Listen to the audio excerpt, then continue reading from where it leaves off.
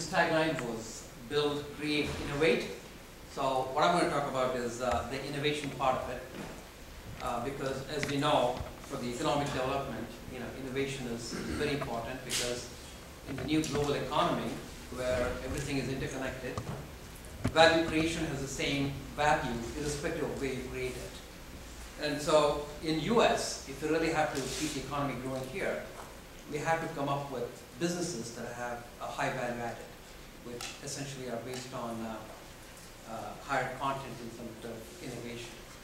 So just to, so I'm going to talk about an example at MIT, but it sort of applies to lots of things, whether it's innovation in fiscal policy to cut down to 351 or anything else. And the way I got involved with MIT was as Paul said, I was born and brought up in India. When I got my undergraduate degree in engineering from India, I came to Canada, did my master's, PhD, taught for a little bit. And then we moved to Boston here in 1984. So I've been around here for about 25, 26 years. Actually came here to be an entrepreneur and did a few companies. I did a company called Coral Networks and Cascade Communications and Sycamore Networks. And more recently, the one that's been in the news is A123 Systems. How many of you have heard of A123? Hey, good. So maybe I'll talk a little bit about that, because that's an example of how innovation can really get into changing the economies. I joined the MIT board about 10 years ago. And when I joined the board, I didn't go to MIT, so I can tell them what they're doing wrong. And they were very open, actually, to accept new suggestions and so on. About 25, 30 years ago, when I did a lot of the startups, the core ideas for a lot of those companies actually came from places like Bell Labs and IBM and so on, because those days, companies like AT&T used to really be monopolies. And when you have a monopoly, they really can afford to fund basic research without having any payback right away. As a result of that, they used to create a lot of intellectual property. But in the new economy, where every company has to compete globally, it's not possible. It's not possible for companies to actually fund basic research. So the center of gravity for basic research has actually moved back to universities. And in US, that's a big asset. Universities are probably some of the best universities in the world. And the US government spends about $80–100 billion a year, creating funding research in universities. So I and my wife, when we sort of said, well, what can we do for Massachusetts and this region and US, we said, if there is a way we can actually get a better leverage on that $80–100 billion, would be a good thing. And so we started this thing called the Deshpande Center for Technological Innovation at MIT. And the idea behind that is, a lot of the people, innovation is all about coming up with something new. And the more freedom you give people, the more likely it is that they'll come up with new ideas. But the innovation does not necessarily have impact unless you somehow direct that innovation to some burning problem in the world. So you have to connect innovation with relevance if you want to see impact. So if you look at the innovation process right now, the $80–100 billion that we spend, there's a lot of ideas that come along. But in some ways, it's a bad supply chain. Some ideas are useful right away, some ideas are useful 5 years from now, some 50 years from now, and so on. So you can't mandate innovation, but it would be nice if there is a way you can innovate in a sequence so that the innovation creates either societal impact or economic impact. And if it does, then you create a very vibrant economy, and a piece of that economy can be fed back into the innovation cycle. So we said, well, how can we facilitate this? And if you look at technology, MIT and Stanford are probably as good as they get in the world. But we still felt that it wasn't good enough. Maybe there's an opportunity to improve. And if you improve it at MIT, and if you come up with a process, and then maybe you can apply it to lots of other places. So the idea behind this innovation center at MIT, it's all about connecting innovation with relevance. So, there's roughly about 1,000 faculty at MIT. Out of the 1,000, there's probably about 100 faculty that works on very basic research. These are Nobel laureate kind of guys who probably couldn't care less, because their ideas would be useful maybe 30, 40 years down the road, and you need to leave them alone because those are very far-reaching ideas. But the other 800-900 faculty, they're working on a lot of ideas which they're looking for impact. In fact, every professor, when he comes up with a new idea, the first thing he thinks about is to create an impact. That's the dream. But then if you go talk to the same professor and his graduate students about 2 months down the road, they'll have 10 more ideas because that's their business. Their business is to come up with lots of new ideas. And so the key value is in actually helping them pick and choose which idea to pursue of those 10. Left to themselves, they'll pick an idea based on their peers. And their peers, whether it's NIH or DOD or fellow professors, they all tend to be professors and they all sort of work among themselves. And so what happens is that somewhere along the process, they pick a path that has sort of lost its original intent of that big impact. If you want to have a big impact, you somehow have to pick a path that is more likely to be directed towards something that's a burning problem in the world.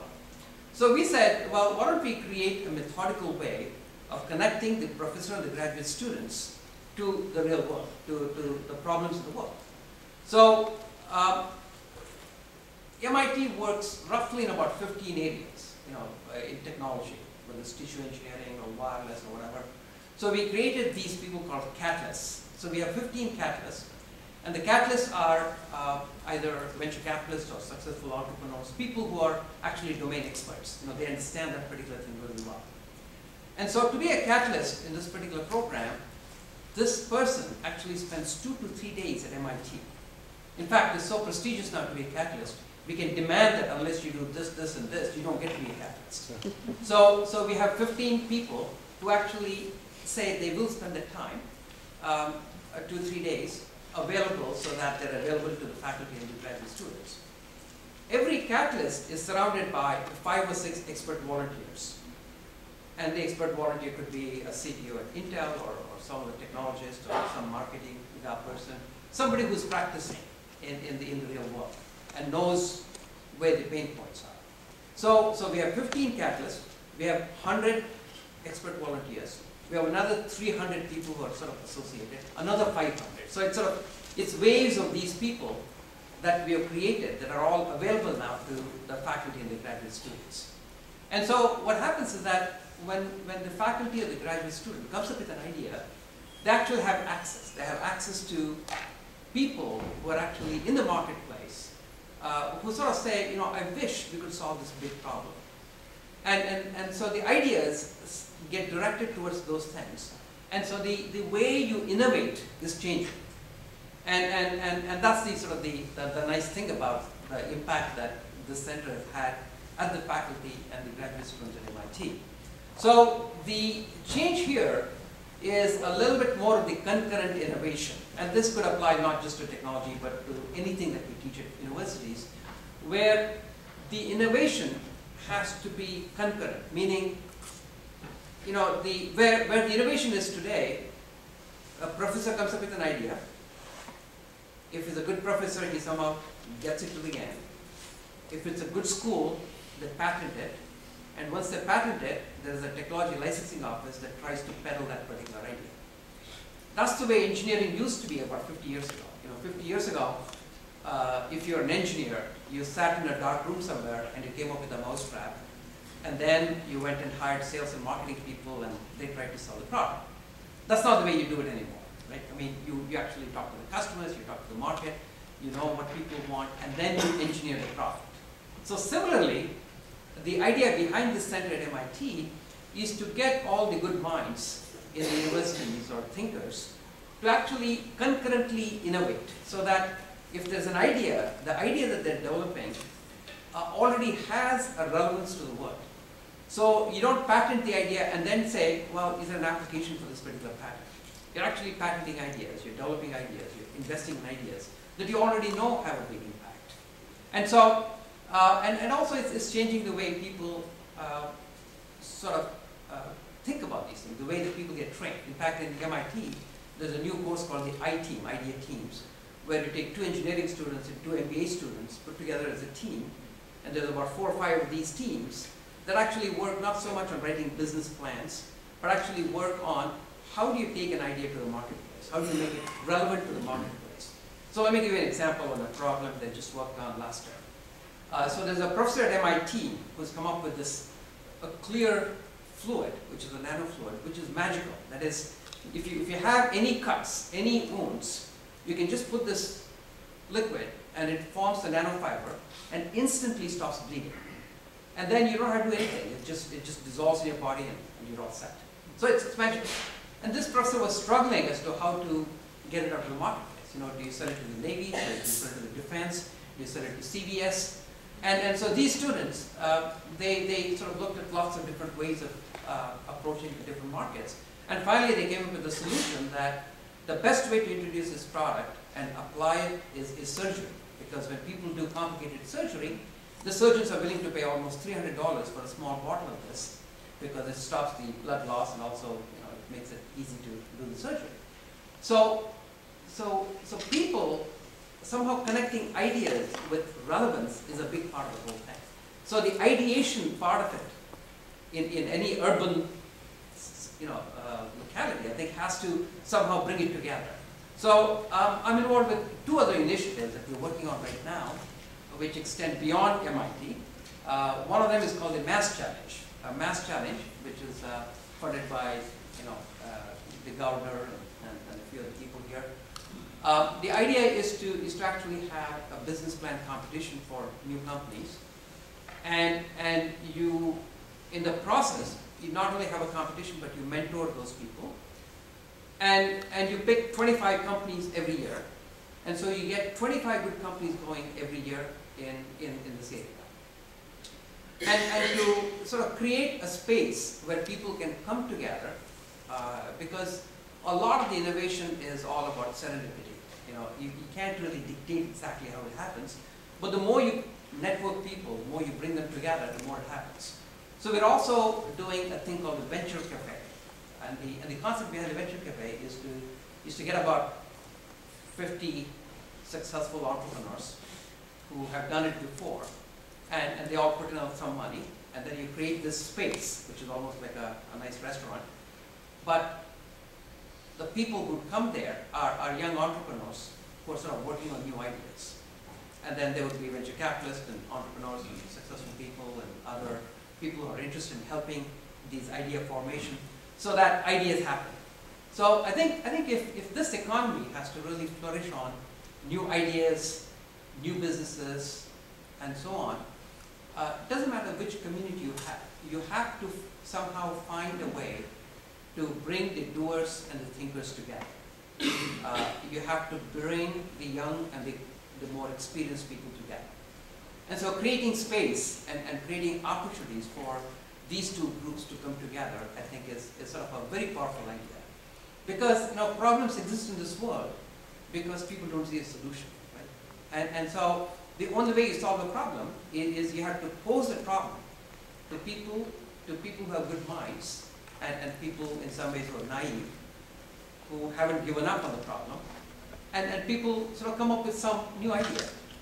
And it's that new idea and the experimentation and the success and failure of that trying out that new idea and creating opportunities for that part of it, I think is sort of a key part of building vibrant economies in the future. So with those thoughts, I'm going to conclude my remarks, and I look forward to the question and answers. Thank you.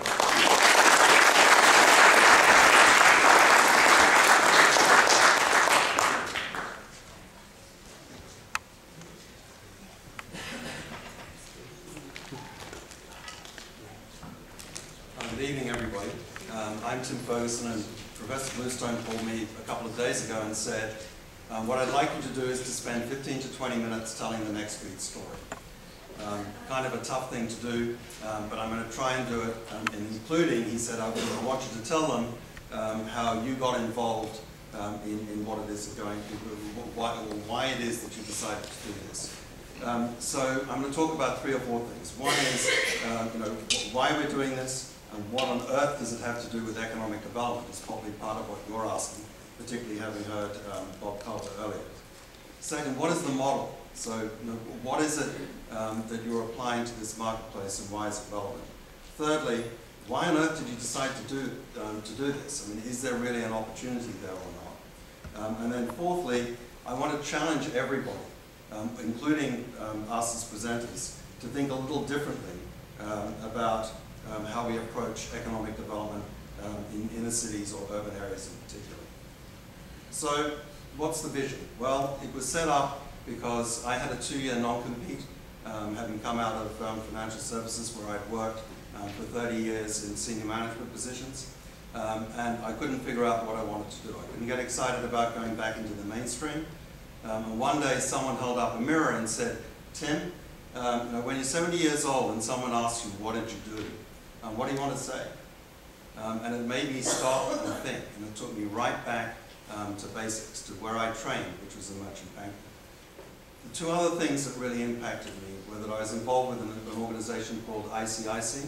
In fact, I still sit on the board there, the Initiative for a Competitive Inner City, which was founded by Michael Porter in 1995. And then the second was something called Boston Center for Community and Justice, which has a program called Lead Boston that takes 35 to 40 for-profit and not-for-profit people and has them look at, for one day each month, over a 12-month period, the issues that face the city of Boston, the particular relevant issues at that point in time. So the combination of those things made me say, okay, so is there an opportunity to form something, and does your professional career have relevance to that? The second was innovation. So I would argue strongly that innovation has been completely withdrawn from this market. So the capital markets, as we know them, the big capital markets, don't operate here. They really don't operate in this space. The banks operate on the most limited and constrained scale. We'll talk about that in a minute. There is only narrow interest from investment banks, private equity firms, and VC firms. No one has a serious eye on this market in the private sector, in the private financial services sector, and certainly not a creative eye. Good things happen through innovation, as Desh suggested earlier, and we need to put it back to work in our urban and inner city spaces. Third, it's about impact. Impact is really, really important. We are, as an organization, a for-profit enterprise, and we are about financial gain. For our portfolio companies, so for our clients, for our shareholders, and to some extent for ourselves. But we are also about social impact, so the double bottom line. And we do that through contributing to urban economic development, to job and wealth creation. We need jobs, we need to create jobs, and doing so on a national scale. Ultimately, the mission for the organization is to fundamentally transform the way financial service and advice